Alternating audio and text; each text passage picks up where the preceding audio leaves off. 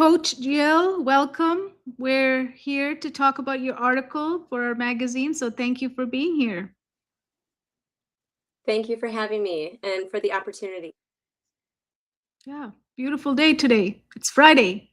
Like it. How about yourself? Yes, There's a it delay, isn't there? feels almost tropical at, mid 30s here. Yes, there is. I'm not sure why, but Yeah, there's a delay happening, so we might have hard time, but anyway, we'll see how it goes. Always there's a way to do something, right? So let's see. So I wanted to bring Coach right. Jill today because she did contribute an article to our magazine issue that was launched on February 15th. It used to be called Parenting, Learning, and Living. Now we changed to Learning, Living, and Leading because we have expanded to help all humans of all ages and all stages. And it doesn't matter where you're at, where any seasons we could be blocked, and that is what we do, is to help you unblock yourself so that you can find the success you're looking for. So that is what Readiness OS is all about. So in this magazine we collected, I think, about maybe about 12 or 13 articles, all talking about how trying harder is enough, and we're moving on to the prerequisite of doing anything is readiness. That's what we're going to be talking about. So welcome, Coach Jill, and thank you for being here, and thank you for contributing to this magazine, an article. So before we get started, you know the drill with our group, right? We have to bring ourselves here and now, because if we're not here and now, we're somewhere else, right? Either we're in the Exactly. past, or we're in the future, and both of those places doesn't allow us to create anything. If we want to create, if we want to move forward with life, if we want to perform, if we want to learn, if we want to live, if we want to lead ourselves or lead other people in our life, we need to be here and now. This is the only place anything is possible. Everywhere else, I don't know if you tried it, I tried it many years, nothing happens. We just get stuck. If I'm in the past, I'm stuck with what? Playing my old stories. And usually I like to say I played, good memories. A lot of the time we spend on playing the ones that gave us pain and suffering and things that made us learn hard lessons, right? It's not just me, right, Coach Jill? Similar? Right. You Very you similar. you do the similar stuff? Yes. I'm hoping everybody's agreeing with me. So we tend to go to the worst of the situations and we replay it. But what happens if we keep replaying? We get stuck. We're not here. We're stuck. And nothing can be done about it. It's already happened. I don't know about you, but you cannot do anything about your past. Only thing you can do from the past is pick up all the lessons that were given to us as a gift. They were bad or good, but they were lessons. They taught us something. So pick all of those jewels out of there and then come back to now and here, because now you can use those lessons to do something about it, right? So that's why now and here is powerful. Another place I find myself going, what about yourself, Coach Jill, is the future. We like to think about our future. Oh, yes. Love to think about our future. It's good, right? Future thinking is good because obviously we have to think about our future. If I don't, then I would never have a plan. I would never have any motivations and goals and all of those things. But the thing is, if we project our past experience and think about our future, now we have it's like driving with the windshield that's so foggy and dirty, muddy. Mhm. We don't know where we're going because our past is projecting onto this future and not allowing us to see clearly what we want or what we can achieve. So that's usually what we do, most of us as human beings. So if we want anything in the future, again, what we can do is, it's there for us, it's coming for us. Future is almost always going to come for us, that's certain, right? But we just don't know what it is. So instead of me recreating with my past onto it, I'll just let it happen to me. I could bless it, I could release it, I could just let it into the universe or God or whoever you believe. They'll take care of it. And that allows you, look, if I let go of the past and release the future, that actually allows both of my hands to come here and now. Otherwise I'm carrying both of these this way, right? It's not here. I'm not centered. I'm all over the place. I'm scattered. No wonder we feel scattered and feel like chaos in our life always, right? Because our minds are recreating, reproducing, coming up with crazy ideas of our past and the future. So if we bring it here, this is the intentional place where consciously you're telling yourself, I'm going to be here, I'm going to create from here. I'm going to speak from here. I'm going to learn from here. I'm going to lead from here. I'm going to be living from here. So to bring ourselves here and now, what do you use, Coach Jill? Is there anything you use, any techniques to really bring us here and now? Pray, focusing on the breath and just feeling that presence Yes. of being in the present. Yes. Yes. So let's take a couple of, 3 breaths in and out so that we can come here and now, because it's really important, because it's Friday. Everybody's been busy and work and everything else is happening. So let's just take inhale for 4. Hold for 4. And then exhale for 8, letting go any attention from the whole week, everything, just let it go through your mouth, let it out. And drop those shoulders down because they probably up against into your ears, right? Because the stress just takes it up. So let's do that again. 2 more times. 1, 4, inhale for 4.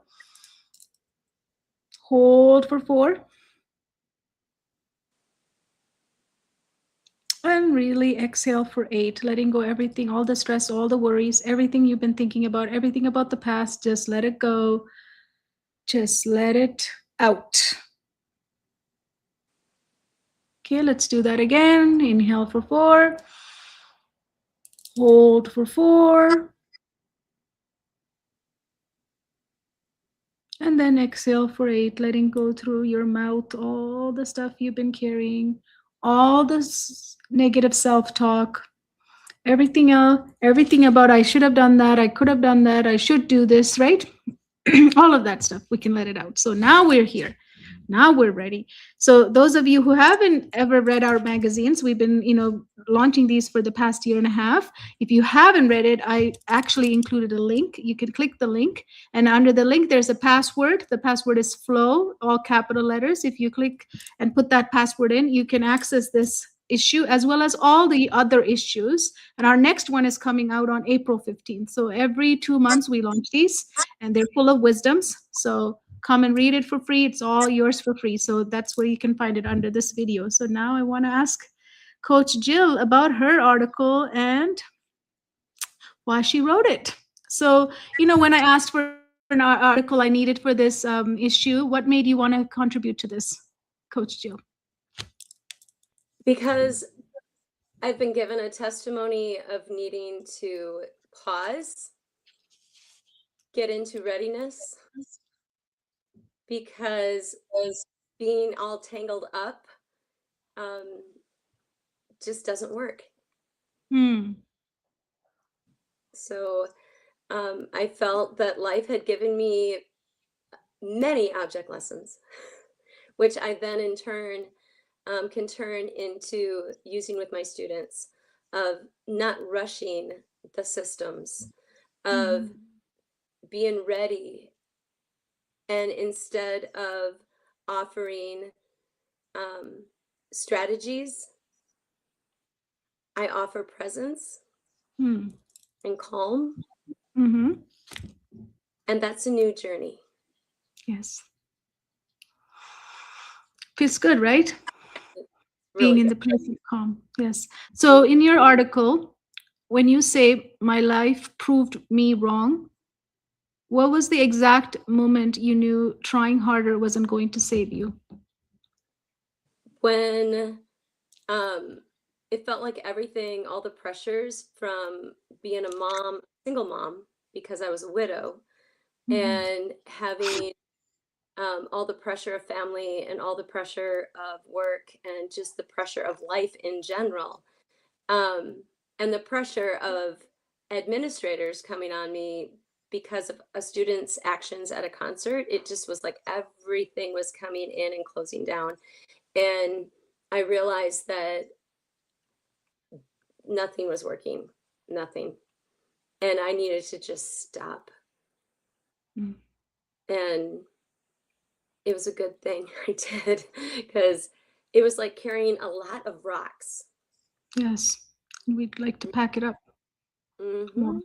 Mm-hmm. So what did breaking actually feel like in your body? The moment of... It was a moment of light deep inside me, clarity, and it was very small at the time. It was like tiny, Mm. but it was at least a starting spot that could then grow Mhm. and expand as I learned to say no. Um, First of all, for myself, to say, Mhm. no, I'm not thinking that way. I'm not going that route again. I'm not accepting that. Yes. And um, it pulled me out of that fear, that fight and fawn kind of Mhm. where you just get stuck, Yes. blocked. So, Yes. yeah, it was needed. And how many times it just, it happens to us humans that all of a sudden we get back to something similar. And because of the experience, I can say, no, I'm not that person anymore. I'm not going there. I'm not accepting that. I'm a Yes. new, a new person in the present. So, yeah, with a future and a hope.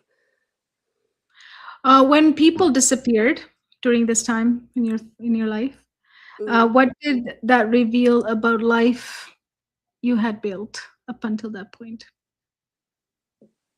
That a lot of it was wrapped up in the identity of my husband and I as a couple.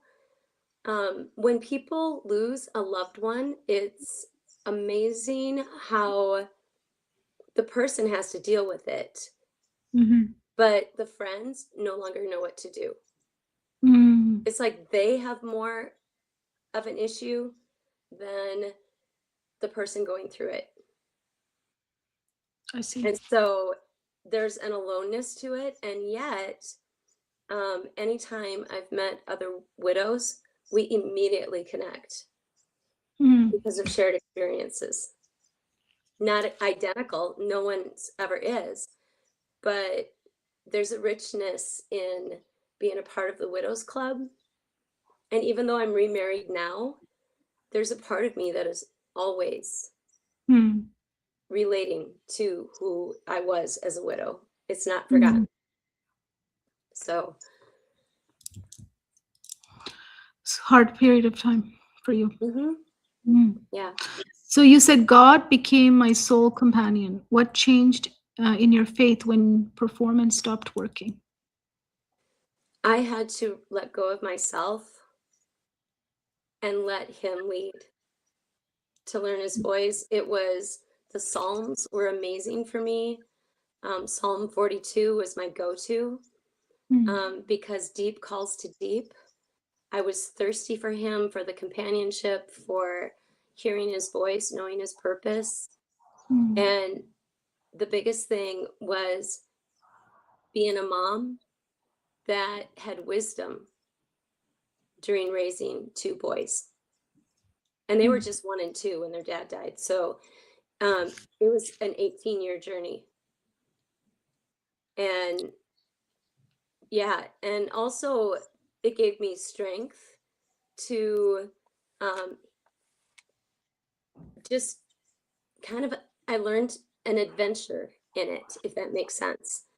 There was an adventure to when I was weak. I had to let go and let God. And that was, how do I say, that's kind of like a tipping point to a lot of adventures and a lot of stories that um, I grew. I Yes. learned to trust. And the biggest thing is that my sons did, their friends did. And I started a widows club, if that makes sense, where we would actually meet and we would like go out for a dinner or we'd like have a painting party, that kind of thing. I started to learn to live again. Mm. So Beautiful. Thank you. Thank you for sharing. So you wrote, I wasn't failing because I lacked effort. I was failing because readiness was missing. How do you explain readiness to someone who only knows how to push? Because that's our world, right? Everybody says, keep going, keep pushing, try harder, try even harder. I ask people to breathe and sit in stillness and quiet and wait, because that is something we are so uncomfortable with. And I want to say that's because um, the ultimate quiet that we're afraid of is death. Mm. And I think that's why we're always trying to like rush and do and push and go, when actually it's in the pauses and the stillness that we find the peace and the calm, that then we can go into the storms. Mhm. So to explain readiness is to say you have to be calm and in present mind, and I like to say connected, so that um, you have a clarity coming through to know um, what voice you're listening to. Mhm. And that even talking to your brain and saying, wait a minute, I've been on this path before, this isn't the way I really want to go. What if I said the word yet instead of can't? What if it's just merely a not now, but could be future? Yes. And just flipping things so that um, it's possible to have hope. It's possible to move forward, but you have to be ready for it. And Yeah. how do you do that but through stillness? Yeah. So, That uncomfortable space mhm, allows you to notice yourself, because I think a lot of us are just pushing through without even noticing ourselves. We're not home, right? We're not home here in ourselves. So yes, so noticing is the first step to any change, right? The awareness part. Awareness comes from being here, like you're saying. mhm. Yeah. Stillness. Yes. Thank you. Yes. So what are the signs a system is depleted but still performing? We've all done it. Stress, short, lack of energy, um, tight, like just a tightness. And we sense it in ourselves, we sense it in other people. Our nervous systems are reading each other's all the time. Yes. So, yeah. I mean, depleted can come in so many ways, right? It is less sleep, eating wrong things, just not caring about ourselves. Like we don't like it. Just there's no self love in many ways that could be depleted. Uh, Even sitting by ourselves, Mhm. spending time for ourselves. If there's no enjoyment in anything we do, we're just doing it because we got to go through the motion of doing it every day. Then there's a problem there, right? Yep. Yes. Yes. How do you know the difference between resistance and unreadiness? Somebody's resisting versus they're not ready. They kind of can be both. Because if they're not ready, they're probably resisting. Um, but being resistant is, to me, putting out a wall that is an action. Um, and being not ready is more of a state of being. Mhm. Let's to use an example, like listen, some of the parents are listening to us, right? So if a child or a student is resisting, what would that look like, and how would unreadiness look like, so they can understand what we're talking about. So unreadiness would be in a On classroom. in a classroom, a student that's not ready is probably like looking all over, just not quite focused. I just came from teaching kindergarten music, so yeah, it's messing with something else around, distracted. Mm. And resisting is the not doing it Mm-hmm. at that age level. As a middle schooler, it would be not ready, would be not having your materials, not caring to open the book, like in a like sunk kind of energy level. Resistance is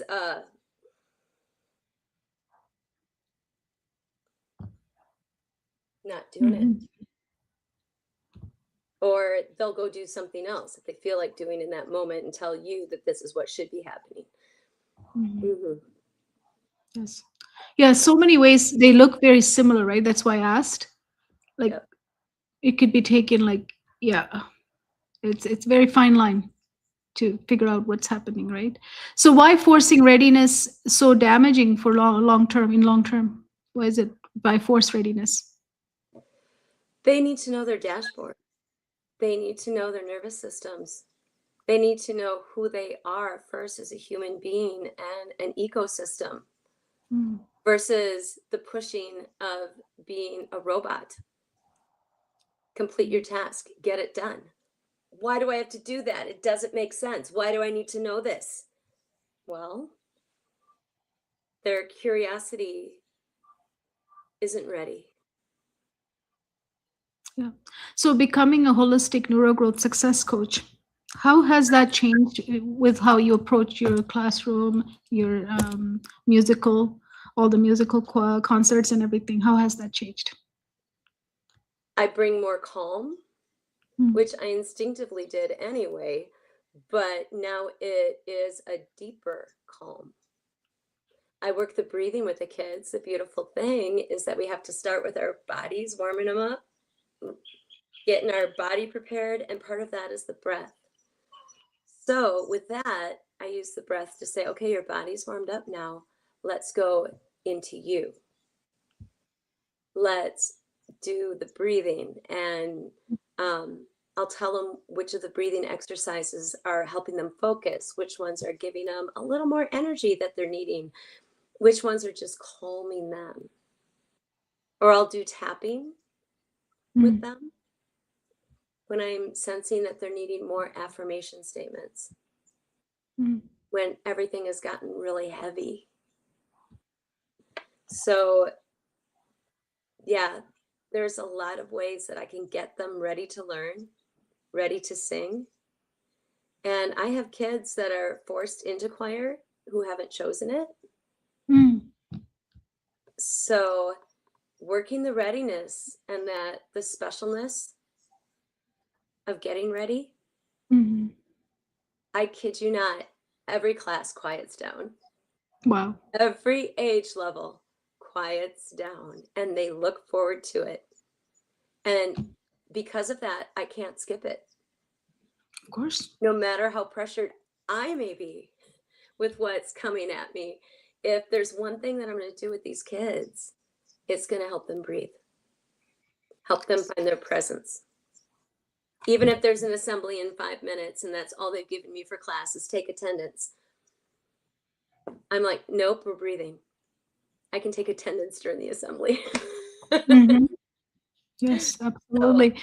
I mean, we have to respect that this is a living human being, right? Like that yeah, respect has not been honored in our classrooms or any place, workplace, any place, right? We just want this person to come, and if we had a switch, we turn it on, and we're ready to perform. right. Unfortunately, we don't have a switch. I wish we can say everybody has a switch, but as that's the assumption of our school system, we can turn on and off on command to performance, but that's not Mhm. it. Thank you for taking the work into the classrooms and make, making our students' lives much enjoyable. Because learning is enjoyable, right? When it's done right. Exactly. Yes. Supposed to be. So let's go back to our inner thoughts, our head, our brain, because our brain does speak, right? It speaks louder than anything else. It's a crazy, crazy, crazy machine. Can produce more stories than ever could, and make it like a fax, right? So when did you realize those voices weren't yours? Those voices we hear in our. I was letting other people's, well, my perceived Mm-hmm. opinions for some people and what they might be thinking, which I have no control over, I was letting them in. And Mm-hmm. I was letting other people rent space in my head when they weren't paying my rent. Big real estate. Yeah, Yeah, expensive. exactly. So I started to realize that there are some people that become a part of you, your kids, your Mm-hmm. spouse, Yes. close family and friends, but there are others that you can keep at a distance. And if they're filling your bucket, great. If they're merely emptying it, it's a time to go, okay, I need, like here they are, and I can keep that mental wall so Mm-hmm. that I'm present for them, but I realize that they're not with me or they aren't on the inside of me.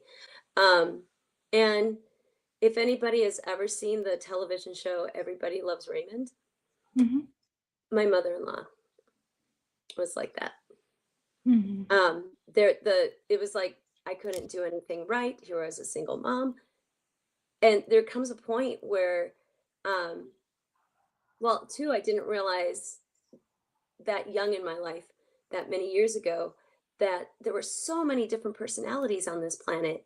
And I mean, that sounds ridiculous, but just that I got into the Enneagram as a Mm-hmm. class, and all of a sudden everything made sense because now Mm-hmm. I'm going, oh, when my family members are acting this way, it's either a healthy part of their personality or it's not, and they are needing this, and then I can mentally go, can I give that?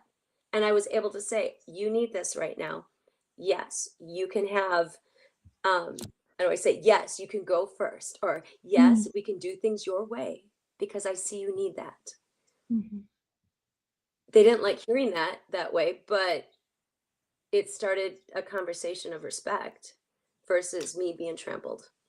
But Mm-hmm. I had to go there to say, this is the boundary. Yeah, we have to set it up. Hmm. Hmm. So, is that what it took to reclaim your inner space, the boundaries? Yeah, it really did. So, and it was a healthy way. Now I can look at students and realize what their personalities are too. Mm. I can look at, and my sons knew theirs. They grew up knowing theirs, which then became a nice tool for realizing their needs.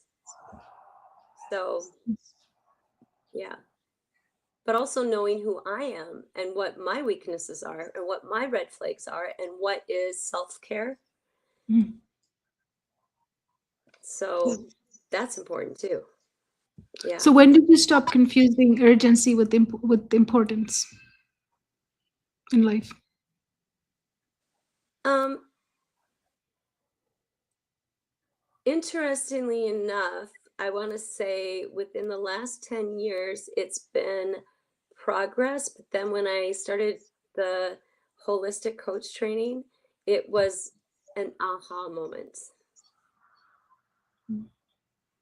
that brought clarity. Something that knew was there, but I hadn't put words to, hadn't put experience to.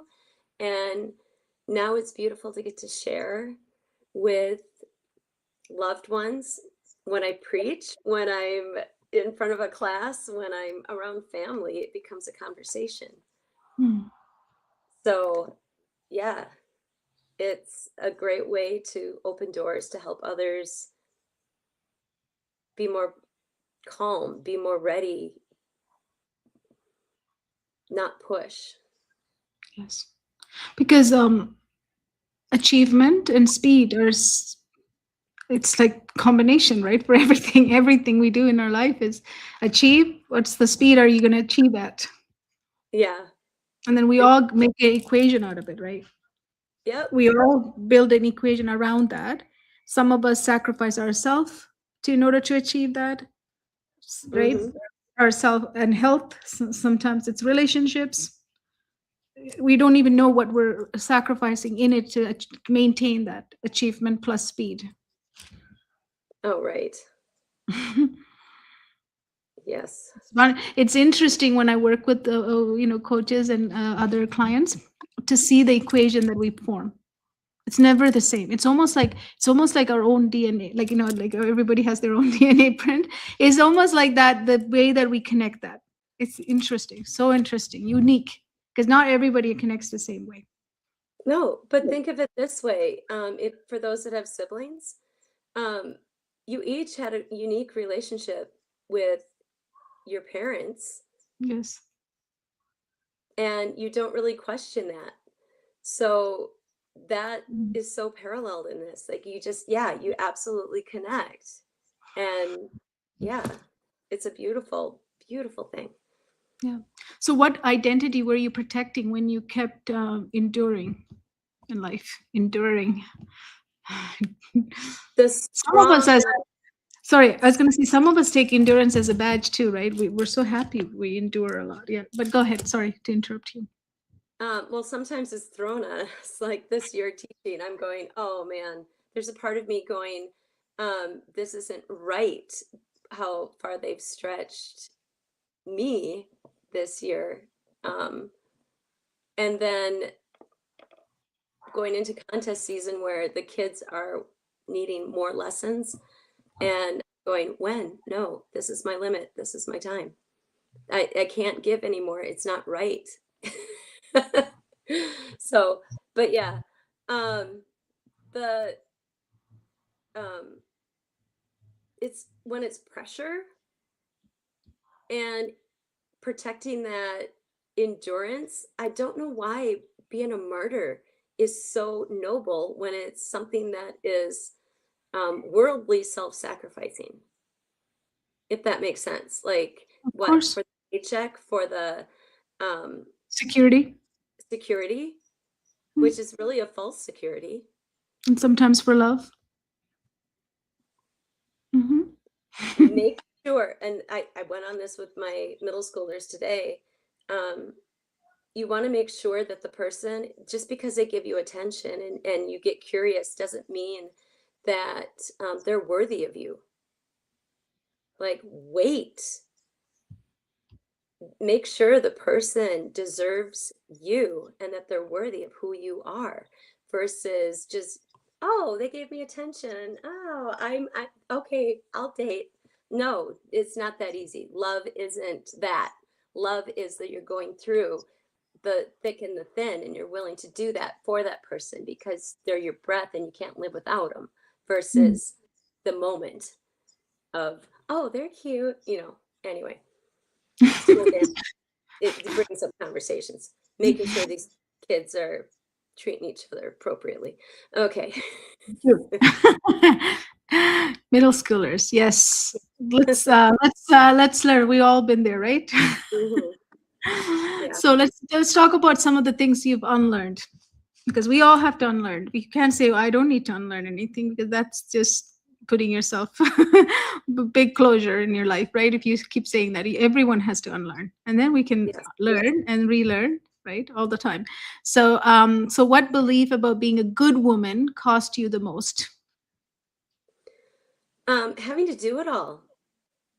So, good woman The meant the the good equation of one do it all. meant that I was up, I had the breakfast on the table, the kids are ready to go to school, that um my house was clean, that I would be able to be on time for everything, that I was going to be at the top of my game professionally, that I could serve on the committees. I'd have lots of energy and time for students. And then I would be able to be home and be present with my boys and be a mom. And we would be in bed on time and everything was going to go great. And I'd have the bills paid on time and I'd have um, you know, their worlds planned, their homework would be done. I'd be there to help them. It was just like the everything. So, The first thing I gave up, by the way, was cleaning the house. I was going, no, something it will be tidy, but it's not going to be the immaculate clean that I was feeling pressured from from my in-laws. So I'm going, no, it's just not happening. I said, if it bothers you that much, come over and take care of it. So my mother-in-law would come over and clean my son's bedrooms. Yeah. I'm like, okay. They can Well, do that's it themselves. grandma's love. That's grandma's love, right? Gift. Exactly. And I would do it for my grandchildren too, and I would do that for my sons too when they went to college.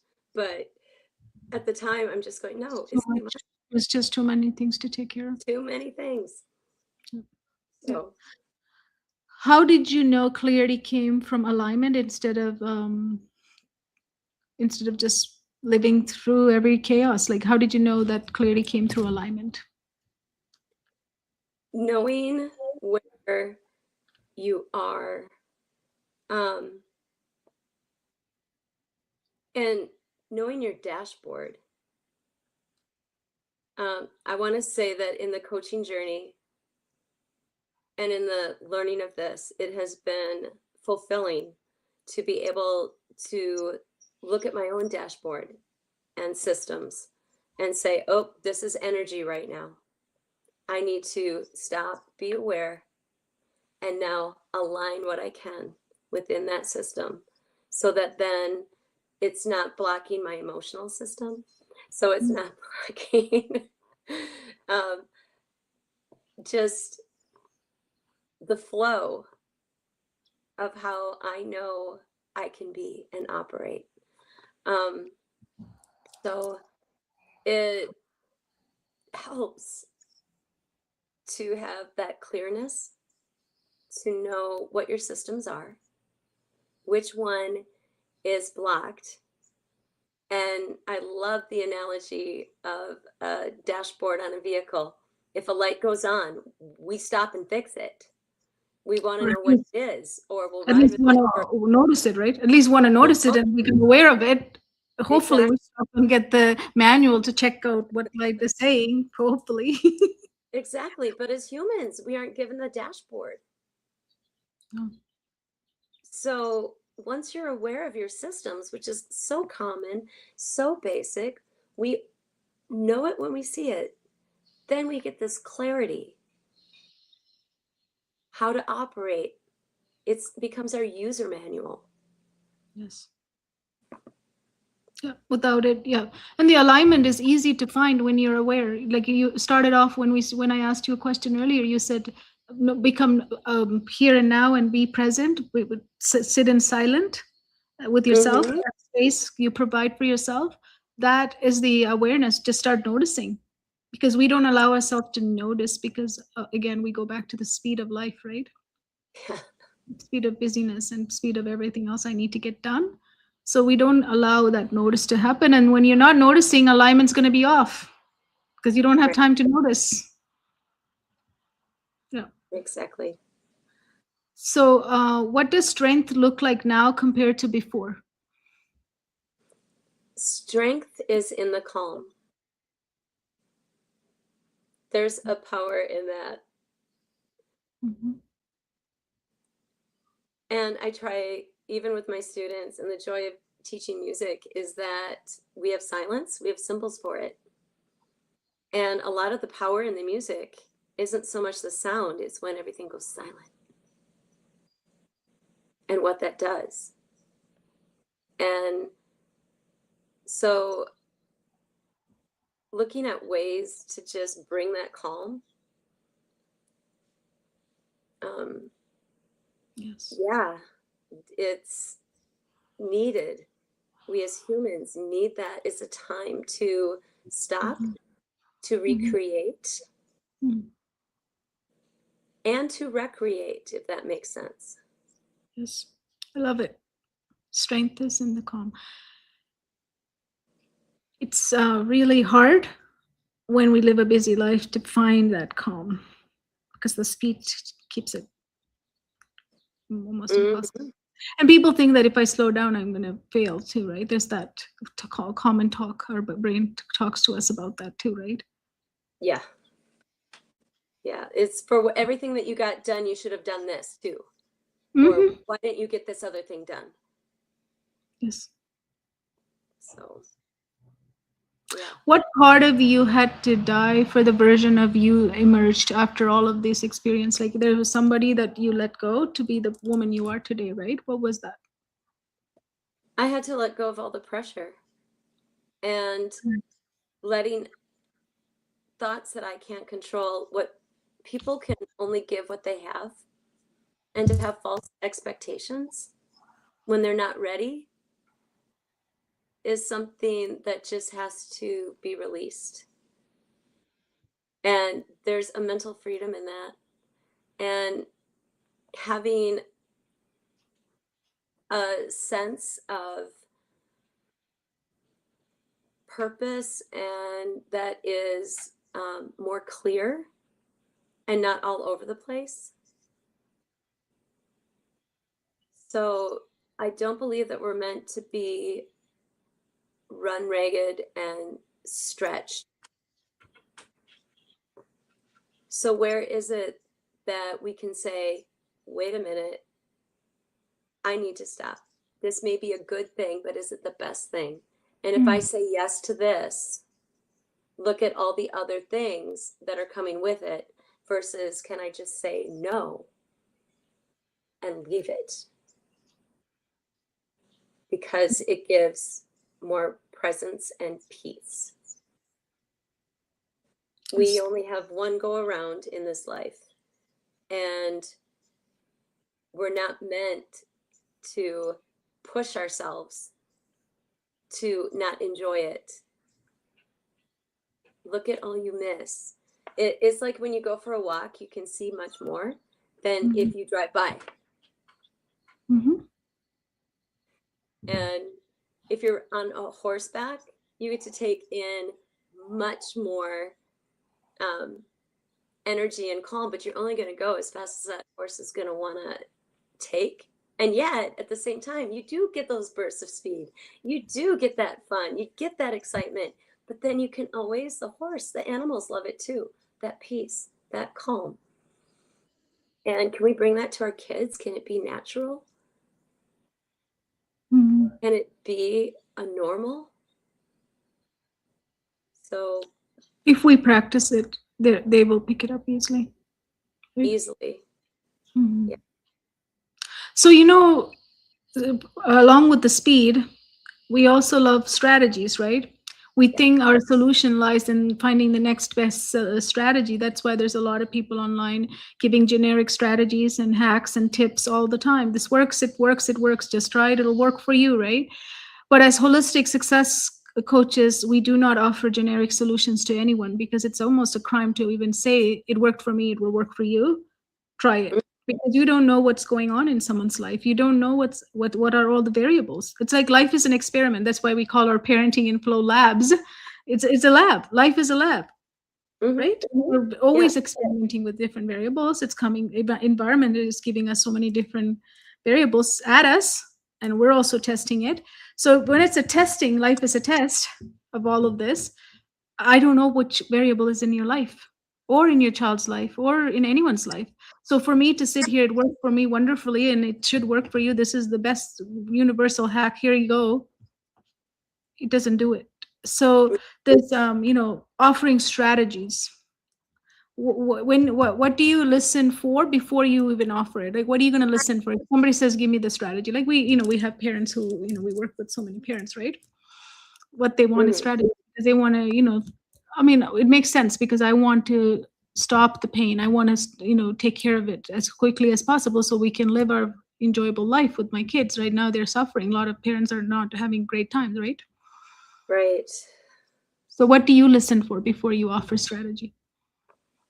Um, I listen for where they need to have a, a how do I say, a pause.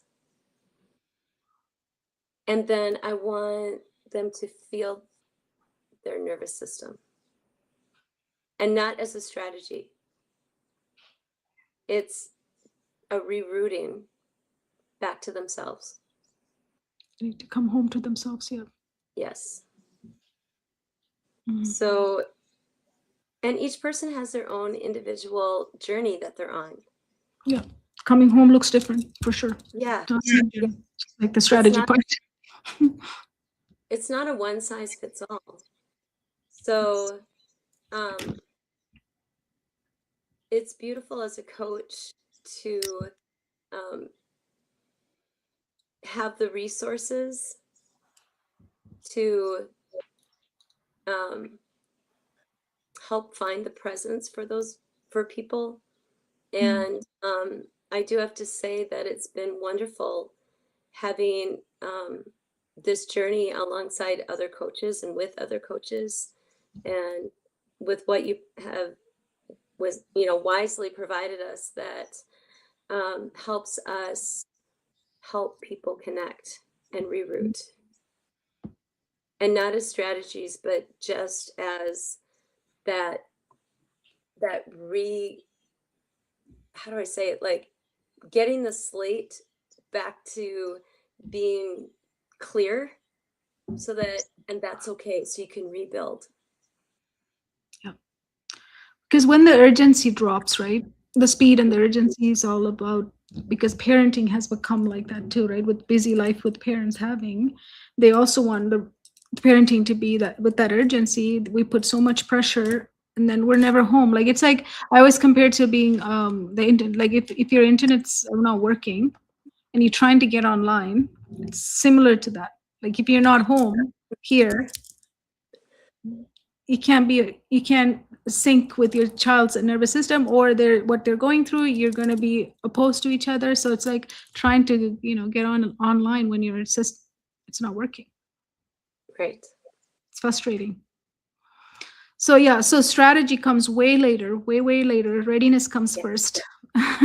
And that is why a lot of parents and a lot of people and even school systems are in a loop of chasing behavior after behavior, because we're not looking at it as if it's ready. Are we ready? Are we online? Right. Yes. How do you know when someone isn't ready yet?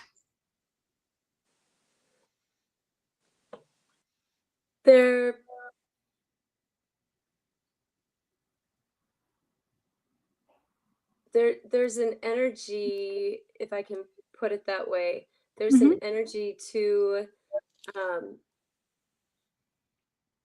like, I keep saying being wound, and they're just needing that awareness, and being able to express that they are, how do I say, they may have physical signals, they may Yes. have verbal cues, and I want to get them aware of the stillness, of the breathing, of the beautiful, like, you got to let go of the past, thank it, bless it, Mhm. and then here's your future. Definitely bless that, but let's just work on right now, because this is Mhm. where your reality is, and this is where you are. Let's look around. Let's breathe this breath. Yes. And a lot of the time when someone's not ready, it's also all the signals turns into behaviors. Yeah. A list of behaviors, right? So that, I mean, that's a normal thing. What we see is full of behavior is a person who's not ready. We Right. call it behavior, but it's actually a signal that they're giving us, and they can notice it and we don't notice it. So there's two people who's not noticing, who is now labeled as a behavior, which then extends to getting a real label through diagnoses, right? Now we got diagnosis and behavior in both hands. It Mm-hmm. still doesn't solve the problem. No. Still, we don't understand the human in front of us because we haven't looked at them yet. No. And they're Or looking for They Say that want again. to, they want to connect. A lot of times behaviors are them looking for connection, and sometimes they just don't know how to do it any other way. Yes. And some people listening to us might think this sounds very gentle, and like I heard somebody even on one of our other video, they put like this sounds like a very gentle parenting. It's not gentle parenting. This is systematic. This is biology. This is psychology. This is neuroscience. You're gonna look when you know how we work. We're not just gentle parenting anybody or gentle anything. It sounds gentle because life's supposed to be gentle, right? Why would you live life and not any other way? It's supposed to be enjoyable. Life is to be enjoy and Yes. be gentle, be pleasant, be in harmony. But it doesn't mean that this is all biological. We are a biological system, and we Hmm. are bombarded with so many variables, and those variables are affecting us in different ways because I am a different human than you are and everyone else is. We got to look at that person as a human first. Yes. Who's behind all of this things that we're labeling and calling all these different behaviors? Who is that person? What is that person struggling with? Where are they at? What they have gone through? What are they going through? What is their brain saying? So many things, right? So it's Right. not gentle. So if that's going through your head, trust me, it's not gentle. No. Yeah, life is supposed to be gentle though. And when you get into flow, life always it's flowing. Hmm. It's beautiful. So what does pacing nervous system look like in real time? Gentle, flow. Hmm. Right? But getting there, it can be a journey. Yes, of course. Hmm. Like any other journey, right? And that's what life is. I think that at the end of the day, I think Right. that's every journey is it's part of the experience. Right? Hmm. What happens when somebody tried to skip readiness and just go straight to achievement? Aren't they pushing again? Oh, we're doing it at school right now. We have evidence, full-time evidence, what's happening when you skip readiness. Yeah. It's a lot of, yeah. Oh, man, because they want factory work and apparently robots versus the ecosystem. If we could Mm. spend time listening to students and it's hard because the class sizes are huge. Yeah, it is. And it's just one adult that has to regulate, or help all these kids stay regulated. If So, we go back to our analogy of being in a life is a laboratory, life is an experiment. We're all mhm, conducting our own experiment. For a teacher, that's sometimes 28 experiments happening in front of her, plus her own body's experiments happening. So that's 27 or 30, close to sometimes class sizes are big. yeah, So it's a lot of experiment to maintain and make sure all variables are doing what they're supposed to do. yeah, right, And then we all remember having a chemistry lab when we tried to control some experiments, right? How much we had to watch. yeah, If you had ever done equilibrium, like you got to watch a tiny drop of something would just we passed yep, the point. So that's how life is. That's how kids are.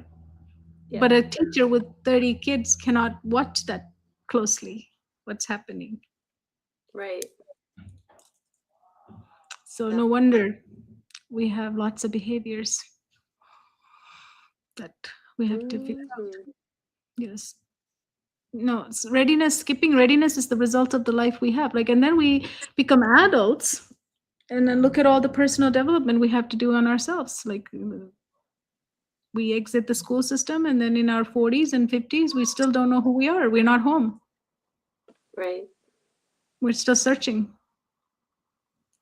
So it continues. And then, It would, go ahead. it would be so beautiful if our educational system could take a step back and let And teach humans all of us. and um, but I'm not talking in a gentle way at all. I mean, um, tone in a classroom can say a lot. Yeah. Tone in parenting does too. Yes. And if you're calmly being assertive to a child, like, stop that now, versus, oh, stop that now. Stop that now. Which one is going to bring about the greater want of change or attention? Yeah. Just be assertive. Stop that now. Mhm. And Huh. it's the same in a classroom. So there's so many ways that we react as humans. And if we, put ourselves in each other's shoes a bit more,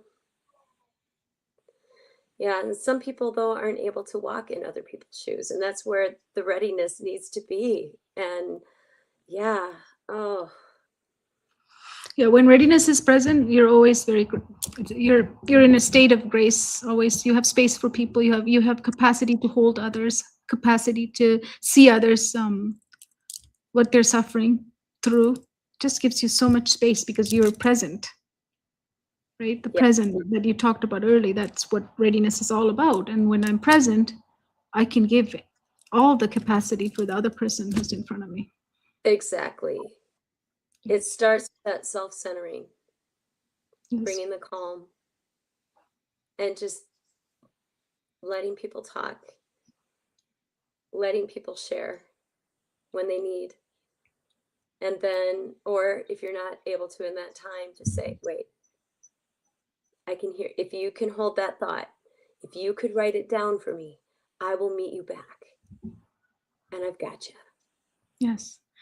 From your article, Coach Jill, I took some questions to ask the listeners, like that we can, have. I know you don't have these; I have them in front of me. But where one of the questions we could ask the audience is like, where are you still trying harder instead of restoring readiness? And if you don't know what readiness is, because obviously it's something that we use in our program, and it's a thing that's going to be everywhere. That's what we're doing right now. You're gonna learn, but until you know, one of the readiness is being here and now.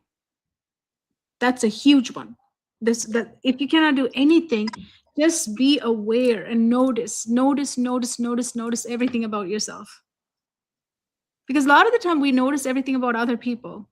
Do you agree? Yep. He's like that, she's like this, he's doing that, but how about what are you doing? What am I doing, right? So the first step is, those of you who are listening to us, start, instead of trying harder to restore readiness, just start noticing. Don't do anything, just notice, right? Exactly. And another beautiful thing you shared was, whose voice is renting space in your head right now? It's a good question to ponder on. Maybe there's few people renting space and they've been renting it for too long. Way too long.